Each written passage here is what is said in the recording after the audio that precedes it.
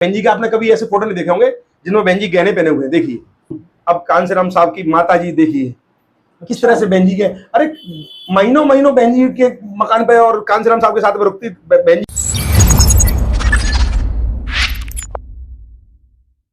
और ये जो किताब के जो 10 बिंदु मैंने आपको बताए थे कांसीराम साहब के कैडर के बिंदु, ये कांसीराम साहब के 24 साल 25 साल जो उन्होंने मेहनत करी, बहुजन समाज पार्टी बनने से पहले मेहनत करी, वो इन बिंदुओं को, ये सूत्र हैं बदलाव के। जिस तरह से मैथ के सूत्र होते हैं कि हैं, उस तरह से ये राजनीति के सूत्र कांसीराम साहब देखे। अगर इन सूत्रों को झुटलाने के बावजूद भी अगर कोई युवा जो कहता है कि मैं कांसीराम साहब का सेवक हूं या मैं कांसीराम साहब का बच्चा हूं, तो मैं सदा ही कह देना चाहता हूं, इस तरह के बच्चे रोज पैदा होते हैं और रोज गुलामी करने चले जाते हैं। प्रीता हरित नाम सुना होगा आपने, मैंने प्रीता हरित साथ बैठा हूं दिल्ली में, एक IRS थी, उनके साथ बैठा था। उन्होंने कहा कि मैं कांसीराम साहब की सच्ची बेटी हूं और मैं ये करूं वो करूंगी, और आगरा से कांग्रेस के टिकट पर चुनाव लड़ गई। अभी बीजेपी में चली गई है। अब बीजेपी चली गई। जो बीजेपी में सांसद था वो अब कांग्रेस में आ गया। वो कह रहा है मैं बाबा साहब का बच्चा हूं। उदित राज ने तो यहाँ ग्वालियर के सभागार में जब कांसीराम साहब जिंदा थे तो ये कह दिया था उन्होंने गलती से कि मुझे मायावती और कांसीराम के रिश्ते ही समझ में नहीं आते। तब यहाँ के एक युवा ने उन पर जूता फेंक दिया था। चूंकि उस समय सोशल मीडिया नहीं थी, आप जैसे भाई नहीं थे, तो वो दबा दिया गया मामला, उन पर जूता फेंक दिया था। मैं उनसे पूछना चाहता हूं, आज जो कांग्रेस में लीडर्स हैं, मैं उनसे पूछना चाहता हूं कि राजस्थान में जो हो रहा है क्या वो न्याय संगत है? जो छत्तीसगढ़ में हो रहा है क्या वो न्याय संगत है? और मैं आपसे पूछना चाहता हूं, शरद पवार अडानी की तारीफ करते हैं, इंडिया के गठबंधन में उनको ले लिया जाता है। उनके प्रधानमंत्री का चेहरा नरेंद्र मोदी से मिलने जाता है दिल्ली में।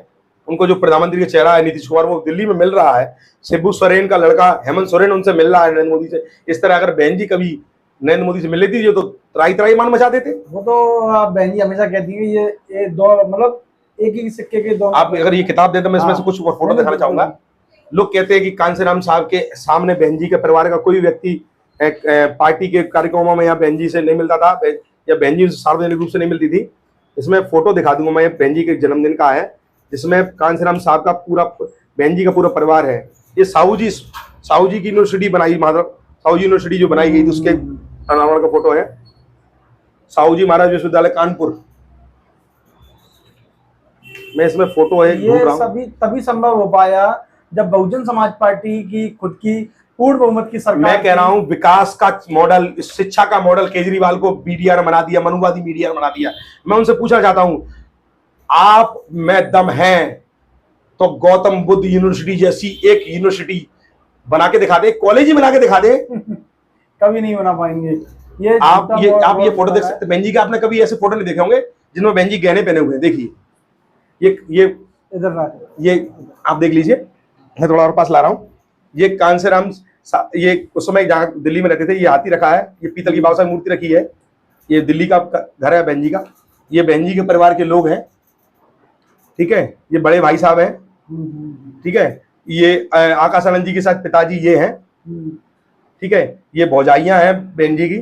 शायद आकाश आनंद जी की माँ शायद ये है, ये आकाश आनंद जी की माँ है। और ये PL पुनिया कांग्रेस की 10 साल की सरकार में राष्ट्रीय अनुसूचित जाति आयोग का अध्यक्ष रहा है, जिसे रानपाड़ा गांव उड़ीसा में चिल्का झील, जो चिल्का झील प्रसिद्ध झील है उस उड़ीसा की, उसके पास में एक रानपाड़ा गांव है, उसके मंदिर में से नहीं घुसने दिया, जबकि कांग्रेस की वहां सरकार थी। कांग्रेस की सरकार थी उड़ीसा में, कांग्रेस की सरकार थी। और ये रानपाड़ा गांव के चिल्का झील के किनारे गांव, रानपाड़ा गांव के मंदिर में नहीं घुस पाया था। इनका खुद का इंटरव्यू सत्यमेव जयते जो आमिर खान का सत्यमेव जयते, उसमें इनकी इंटरव्यू है। अब कांसीराम साहब की माता जी देखिए किस तरह से बहन जी के, अरे महीनों महीनों बहन जी के मकान पे और कांसीराम साहब के साथ में रुकती बहन जी, कांसीराम साहब की माँ, सॉरी कांसीराम साहब की माँ, उनकी बहनें भी रुकती थी। ये कांसीराम साहब की माँ है। लेकिन झूठ प्रोपेगेंडा फैलाया गया। ये प्रोपेगेंडा तो देखो साहब, मीडिया प्रोपेगेंडा रचती है, कुछ हमारे लोग रचते हैं और पैसे लिए रचते हैं। सिर्फ डर ये था कि बहन जी को कांसीराम साहब की लाश देने से डर ये था कि अगर ये हिंदू रीति रिवाज से अगर ये बाबा साहब कांसीराम साहब का देह संस्कार कर देंगे तो कहीं नुकसान हो सकता है समाज का। इसलिए ये कांसीराम साहब की बहन माँ है। अब ये कांसीराम बहन जी के पिताजी हैं, ये पूरी फैमिली है। ये बहन जी के जन्मदिन का अवसर का है। ये 15/1/98 का है, 15/1/98 का ये फोटो है। ये कांसीराम साहब की माँ है। और देखिए बहन जी केक काट रही हैं और कांसीराम साहब की माँ साथ में खड़ी है। कांसीराम साहब की माँ 1998 में बहन जी केक काट रही हैं और कांसीराम साहब की माँ साथ में है। ये बहन जी बैठी हुई है बहन जी के जन्मदिन पर, ये कांसीराम साहब बैठे हैं, ये कांसीराम साहब जी की माँ बैठी हुई है। ये सब फोटो, ये कांसीराम बहन जी का पूरा परिवार है। ये भाई है उनके, पूरे परिवार है। ये बड़े भाई है उनके, ये उनके माता पिता हैं। बहन जी भी है इसमें ये बहन जी सारी ये है बहन जी। बिल्कुल। ये कांसीराम साहब बहन जी का पूरा परिवार है। और मैं आपसे पूछना चाहता हूं कि लोगों ने कहा कि ये बात वो बात, कांसीराम साहब को कैप्चर कर लिया, ये कर लिया। मैं अभी आपसे पूछना चाहता हूं, उनको पहले इतिहास जानना चाहिए, बगैर कुछ आजकल के नौजवान। अच्छा मैं आपसे पूछना चाहता हूँ, भागीदारी भवन कभी किसी मीडिया ने नहीं दिखाया होगा। भागीदारी भवन, इसका स्ट्रक्चर देखिए, उस जमाने में इंटरनेशनल लेवल का स्ट्रक्चर है इसका। बिल्कुल। ये आप छोटा सा स्ट्रक्चर देखिए, सोच जो थी ना वो दूर। इसमें उस जमाने में एसी लगवाए गए जिससे हमारे बच्चे अच्छी शिक्षा कर सके। और भागीदारी भवन से आज उत्तर प्रदेश और पूरे देश के अंदर कई IAS बैठे हैं जो भागीदारी भवन से गए हैं। पर चूंकि हमारे देश के दलितों का ये बड़े विडंबना है कि वो जिस थाली में खाते हैं उसी थाली में छेद करते हैं। बाबा साहब अम्बेडकर की सीने में भी इसी तरह छेद किया था। युवा जानते नहीं और जानना भी चाहते नहीं है, पढ़ते नहीं। अच्छा ये देखो, ये परिवर्तन चौक, जी बिल्कुल, ये अम्बेडकर पार्क, ये बहन जी ने बनाया। ये देखिए बहन जी उद्घाटन कर रही हैं। ये देखिए बहन कुमारी विधानसभा सत्र में बजट सत्र रख रही हैं। ये बहन जी इंटर स्टेट जो अलग अलग स्टेट के चीफ मिनिस्टर्स आए थे या उनके डेलीगेट्स आए थे, उनसे व्यापारिक मंडल पर चर्चा कर रही हैं। देखिए क्या नारायण जी कितने सहज होकर उनसे मिल रहे हैं, कितने सहज होकर के। तो आयरन लेडी तभी तो कहा उनको, कितने सहज हैं। शंकर दयाल शर्मा कितने सहजता से उनसे हाथ नमस्कार कर रहे हैं। और हमारे युवा पैर में जाकर, किसी के पैर में जाकर गिर रहे हैं, किसी के हाथ में जाकर गिर रहे हैं, और नगीना से टिकट कट गया उनका। ये देखिए, जब बहन कुमारी मायावती जी पहली बार CM बनी थी तो कांसीराम साहब अस्पताल से उठकर उनसे मिलने आए थे। और ये देखिए बहन जी दूसरी बार सत्ता में जो आई थी तो उस समय की वो शपथ ले रही हैं। और ये देखिए, आप देखिए, ये विधायक श्री पारसनाथ यादव जी अभी नहीं है, दिवंगत हो चुके हैं पारसनाथ यादव जी। रामअचल राजभर जो आज समाजवादी में विधायक हैं, और मैं आज उनसे फोटो आपके माध्यम से कह रहा हूं, इसको हाईलाइट करके डालना। आप इसकी स्किल्स जो भी कर रहे हैं इसको डालना हाईलाइट करके। ये रामअचल राजभर को किस तरह से किडनैप करके लिया जा रहा है। ये विधायक है समाजवादी पार्टी के, और ये रामअचल राजभर का कुर्ता तक फट रहा है। उसमें लिखा है श्री रामअचल राजभर विधायक बसपा को जबरदस्ती ले जाते हुए राम आसरे विश्वकर्मा, विश्राम यादव, अल्फात अहमद विधायक सपा। तो ये उस समय दौर की बात थी।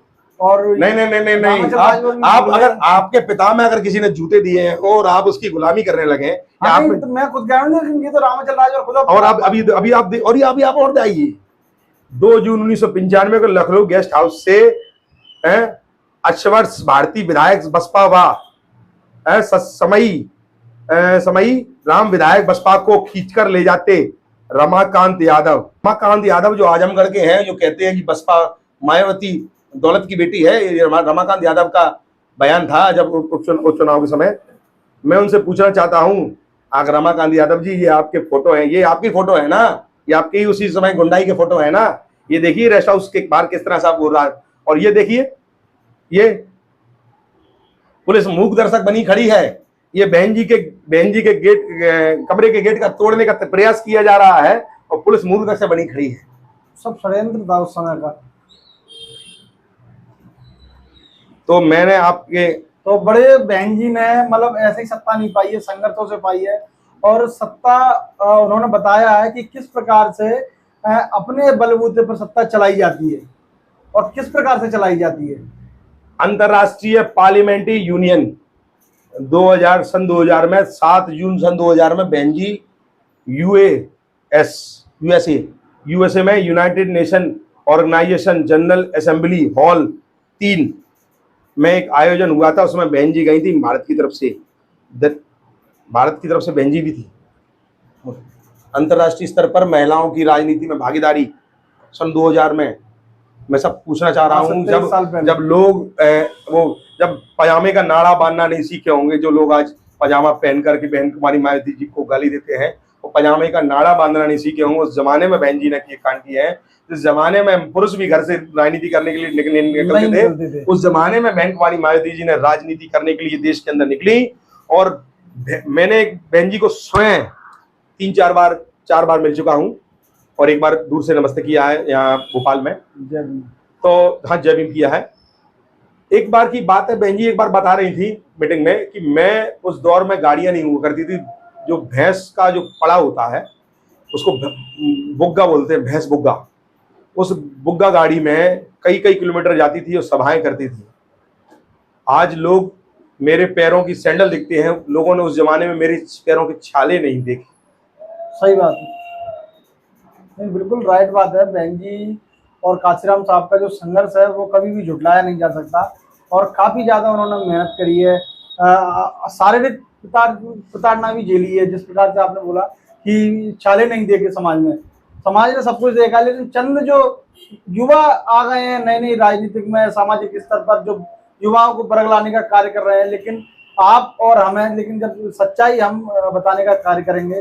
तो ये थे हमारे साथ में दिनेश मौर्य जी, युवा हैं और काफ़ी ज़्यादा मतलब इनके अंदर कैडर भरा हुआ है, और सच्चाई चूंकि ऐसा ही नहीं कि बस आए और बोल दिए। चलिए, ये थे दिनेश मौर्य जी, जिन्होंने कि काफ़ी बारीकी से बताया कि बहुजन समाज पार्टी का क्या उद्देश्य था, और यही हमारा भी उद्देश्य था कि हम बसपा की बारीकियों को एक युवा के जरिए आप लोगों तक पहुंचाएं। तो आज की वीडियो के बारे में आप लोगों को क्या कहना है, तो मिलते हैं किसी और दूसरी वीडियो में। कमेंट सेक्शन में आकर के जरूर बताएं। तो बहुत बहुत धन्यवाद दिनेश भाई, आप लोगों ने आपने बिल्कुल बारीकी से हमारे दर्शकों को बताया कि बहुजन समाज पार्टी का बनाने का उद्देश्य क्या था।